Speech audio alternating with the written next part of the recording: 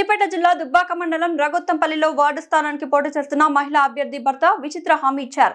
నా భార్యను ward member గా గెలిపిస్తే నా వార్డు పరిధిలోని పురుషులందరికీ 5 ఏళ్ల పాటు ఉచితంగా కటింగ్ షేవింగ్ చేస్తా, అలాగే వార్డును అభివృద్ధి చేస్తా అని చెప్పారు. ఆయన హామీ చుట్టుపక్కల గ్రామాల్లో తెగ వైరల్ అవుతోంది. వార్డు సభ్యులు అందరూ కలిసి భారీ మెజారిటీ గెలిపించగలరని వార్డు సభ్యులకు తెలియజేస్తున్నాను.